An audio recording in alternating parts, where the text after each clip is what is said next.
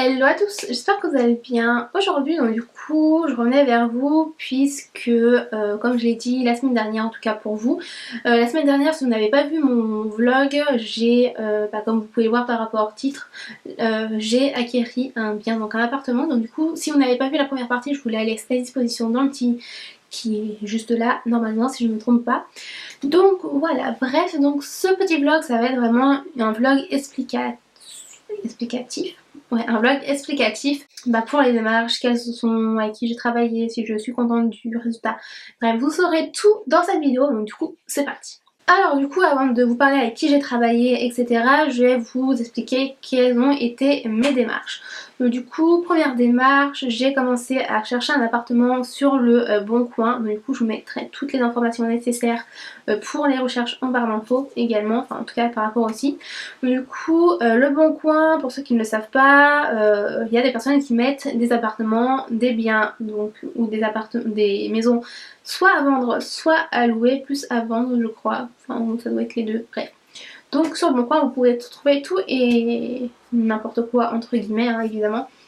Donc du coup voilà, donc j'ai commencé mes recherches en octobre pour une bêtise, parce que si vous voulez il y a une situation que je voulais régler, donc du coup en prenant un appartement ça aurait réglé cette situation, mais cette situation entre temps c'est réglé, donc du coup de trouver un appartement c'était plus vraiment, c'était pas nécessaire, mais j'en avais profondément envie, donc du coup c'est pour ça que j'ai continué les recherches. Donc du coup j'ai fait mes recherches tout le mois d'octobre, tout le mois de novembre également.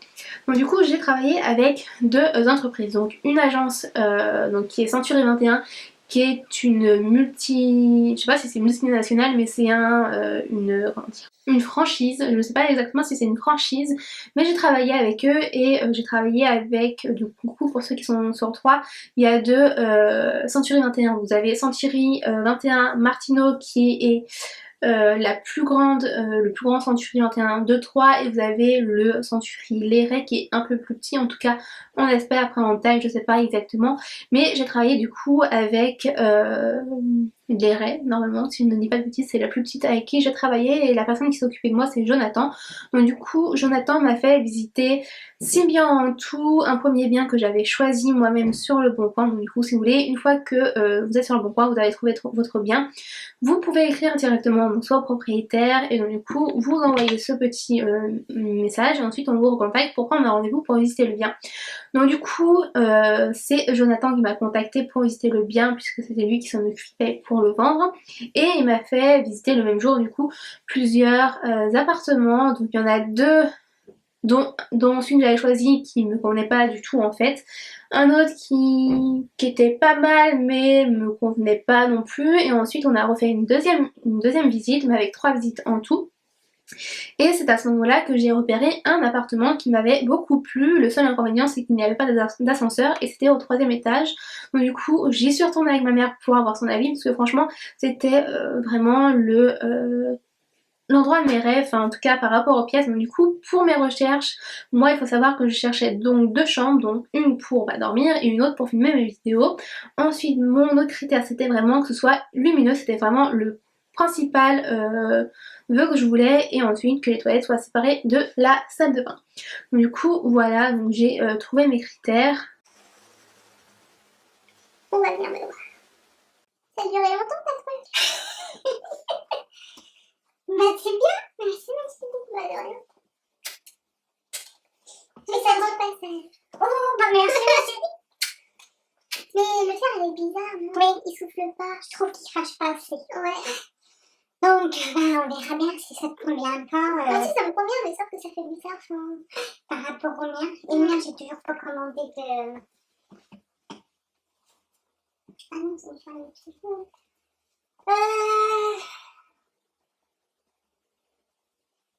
On fait le ménage vite fait? Je suis en train de filmer. Oui, donc je peux pas fermer fort. Bah si, mais ferme fort. Donc du coup je sais plus ce que j'étais en train de dire. Donc du coup voilà, j'ai cherché, vraiment c'était ça mes critères principaux. Donc du coup oui, des fois je réfléchis pour pas dire de bêtises, parce que des fois quand je fais le montage, quand je prononce des mots enfin dans une phrase, et je me suis dit oui c'est pas très joli à entendre. Bref, du coup voilà, donc ensuite j'ai visité 2 appartements dont un que j'avais choisi avec l'entreprise IAD. Donc IAD c'est des mandataires immobiliers. Donc du coup j'ai l'impression que c'est un peu différent que des agents immobiliers si vous voulez. IAD c'est vraiment des pas des particuliers mais des personnes indépendantes, en tout cas c'est ce que j'ai compris par rapport à ce que j'ai vu sur internet. C'est des personnes indépendantes qui vendent des biens pour une société, donc IAD. Donc du coup la personne de chez IAD qui s'est occupée de moi c'est Alexandre déjà dans un premier temps, et ensuite dans un deuxième temps c'est Aline qui s'est occupée de moi. Donc du coup en fait si vous voulez j'avais visité un premier bien avec Alexandre. Du coup le bien que j'avais vu avec Alexandre c'était un bien que j'avais choisi, donc qui était hors de mon budget mais qui m'a aidé à comprendre ce que je voulais réellement pour pour mon appartement. Donc du coup en fait si vous voulez dans cet appartement là il y avait 3 chambres. Donc du coup 3 chambres c'était vraiment l'idéal pour moi, comme ça j'aurais pu faire une chambre d'amis, ma chambre à moi et une chambre vraiment exclusivement pour tout ce qui est tournage etc. Et franchement la pièce était grande, après je peux pas vous dire s'il était lumineux parce que j'ai été le voir 2 soirs, mais si vous voulez le petit X c'est qu'il était au 6e étage et puis le deuxième c'était hors de mon budget.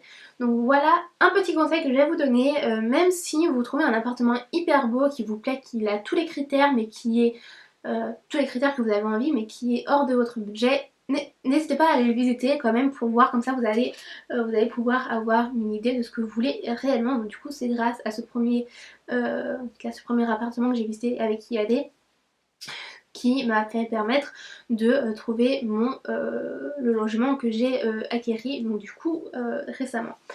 Et ensuite, donc, du coup, si vous voulez, donc je lui ai dit mes critères, machin, truc, et ensuite il m'a dit, n'hésitez pas, si est-ce que vous voulez que je vous recontacte si je trouve un bien tout simplement. Je fais oui, n'hésitez pas à me contacter, comme ça on pourra voir. Donc du coup c'est grâce à Aline que Alexandre m'a présenté le bien que j'ai acquéri, puisque c'était l'ancien propriétaire était en contact avec Aline. Donc du coup c'est pour ça qu'ils étaient là, et donc, du coup tous les deux sont venus avec moi chez le notaire, donc du coup pour signer tous les papiers.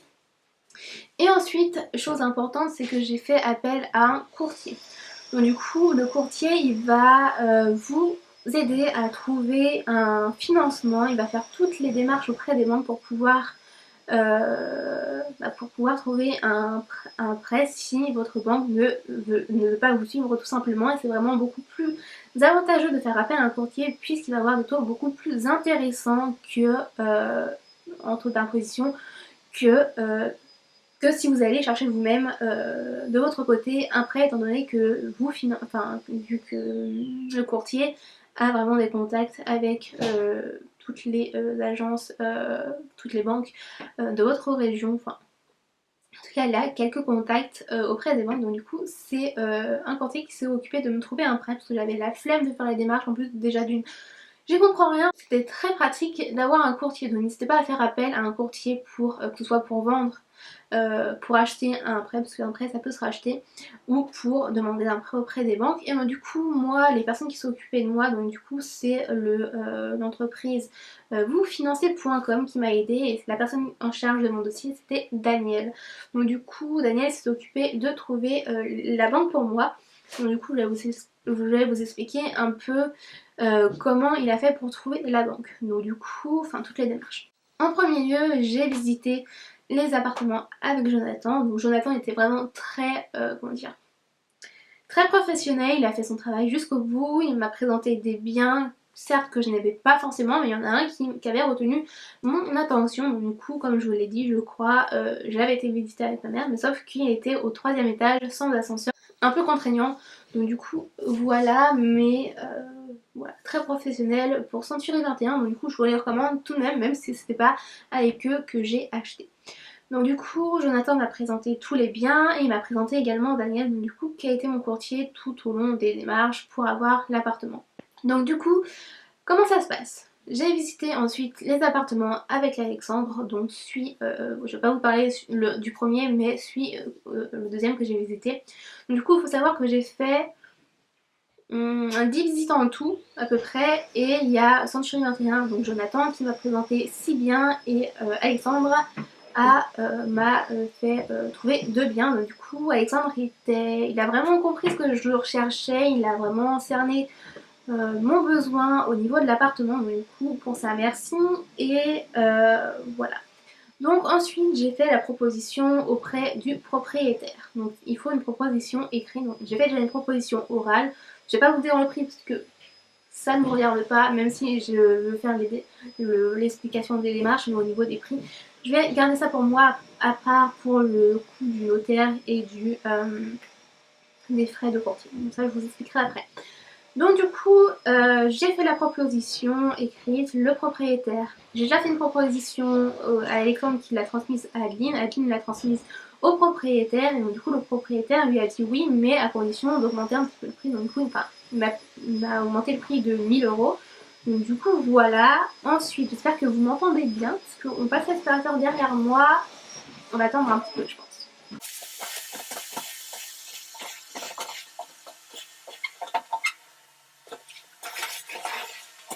Donc du coup voilà, donc j'ai fait la proposition au propriétaire qui a accepté mais à condition que j'augmente un petit peu le prix. Donc du coup ensuite une fois qu'il m'a proposé ça j'ai accepté.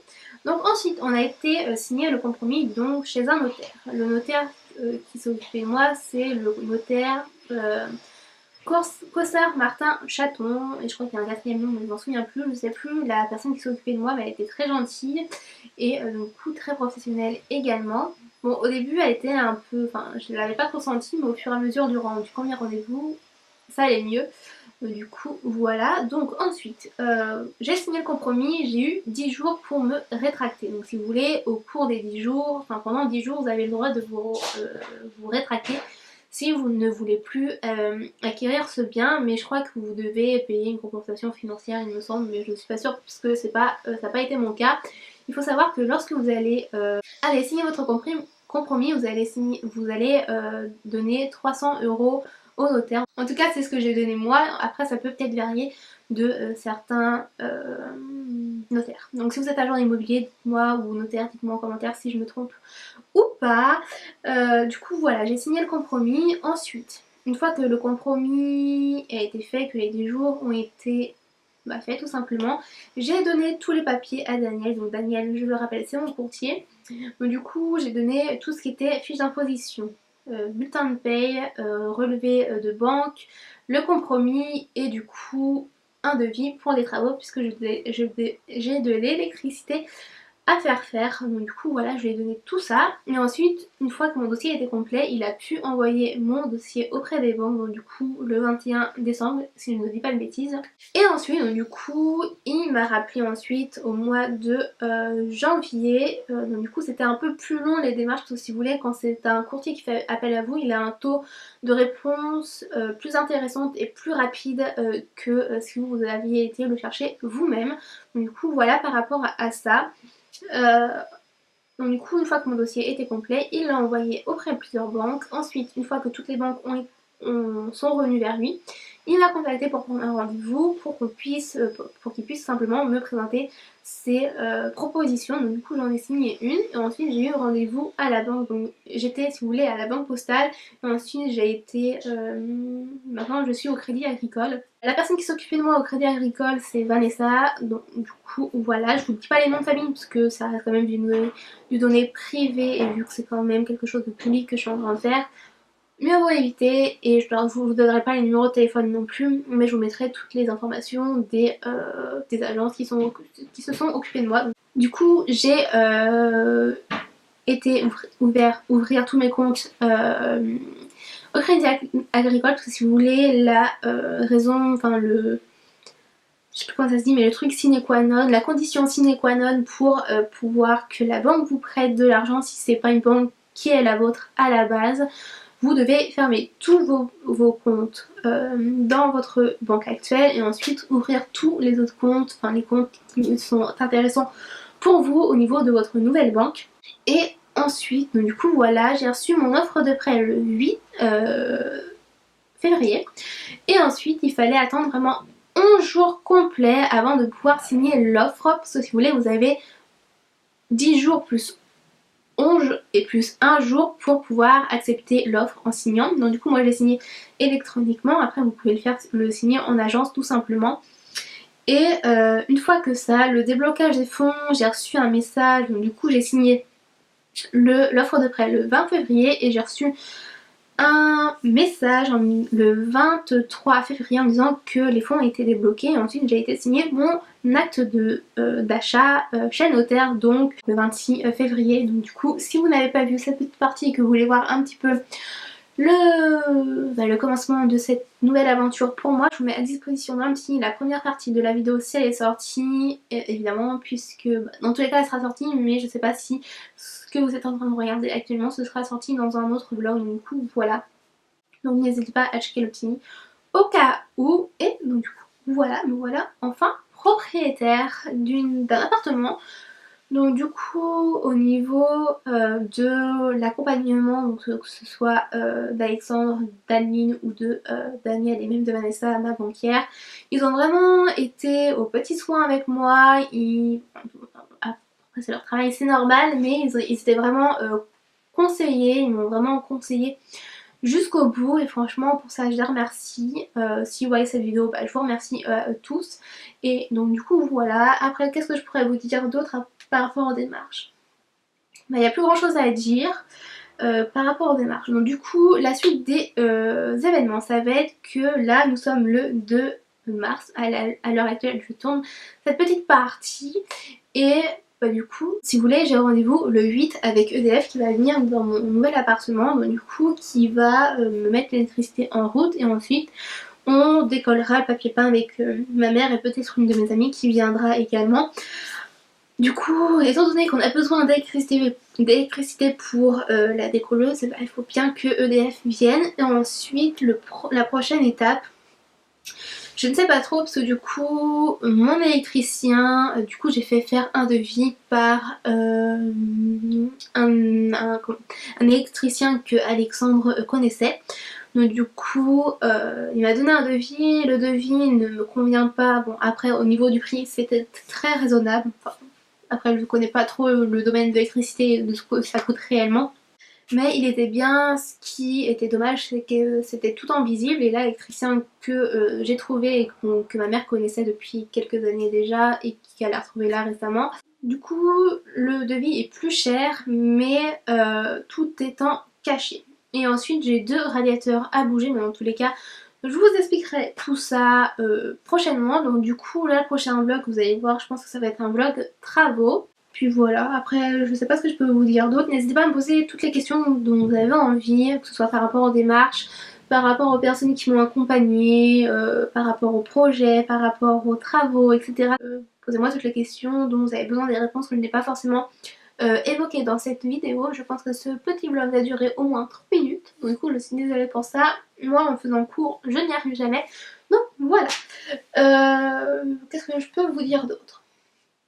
Bon, en fait je crois que j'ai fait le tour de tout ce que j'avais à vous dire. Donc voilà, si vous voulez voir l'appartement, vous pouvez checker le petit et puis voilà. Et puis s'il y a des choses entre temps qui se passent par rapport à l'appartement que je n'ai pas le temps de vlogger, je vous les dirai donc sur Instagram ou sur Snapchat, mais plutôt sur Snapchat. Donc je vous mets mon Instagram juste ici, et mon Snapchat juste ici, donc du coup voilà. Plus rien à vous dire, dans tous les cas je vous ferai une petite note écrite juste ici ou en barre d'infos également pour au cas où j'ai oublié des choses, mais je ne pense pas. Le plus important c'est vraiment de bien connaître ce que vous recherchez, puisque c'est vraiment vous engager pas pour 2 ans mais pour 25 ans à peu près. En tout cas c'est par rapport au prêt que j'ai fait, moi c'était 25 ans, donc c'est 25 ans en fait.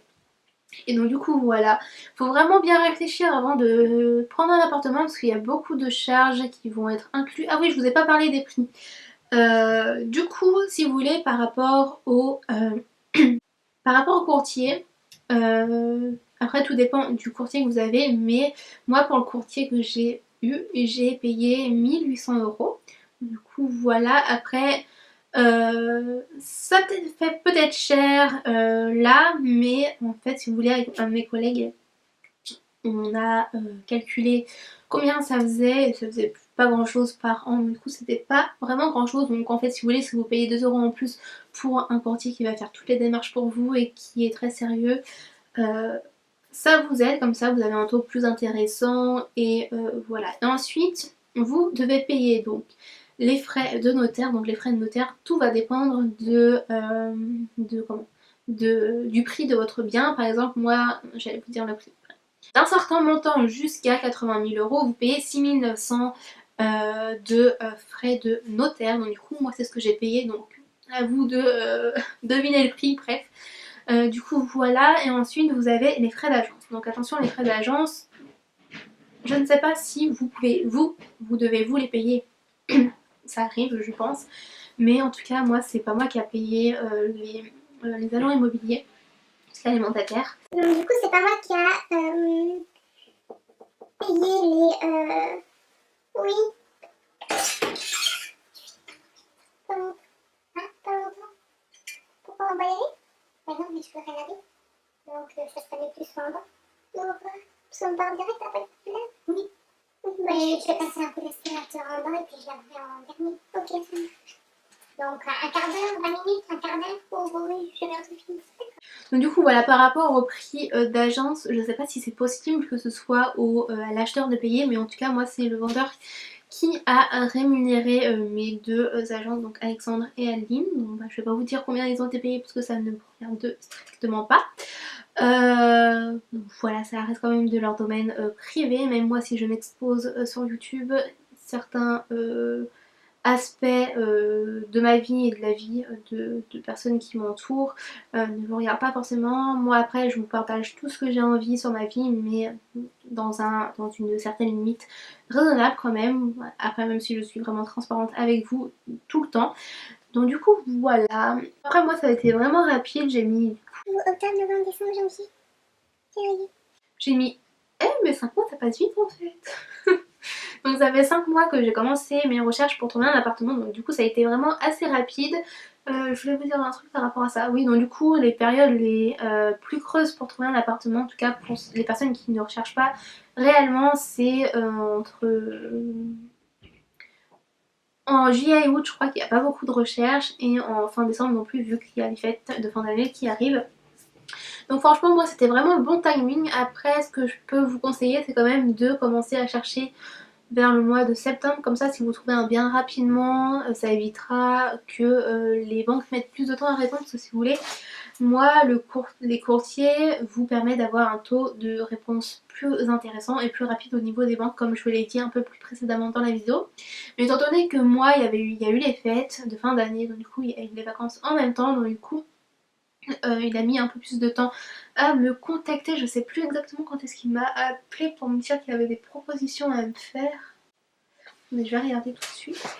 Ce qui est bien avec le courtier, c'est qu'il vous accompagne jusqu'au bout, donc du coup jusqu'à la signature chez le notaire. Du coup voilà, Daniel il a envoyé mon dossier avant ses vacances, donc le 21 je pense, décembre, et j'ai eu un retour de sa part le jeudi 17 janvier pour me demander à quel moment j'étais disponible durant la semaine prochaine, donc la semaine qui a été juste après le 17, pour qu'il me présente ses résultats.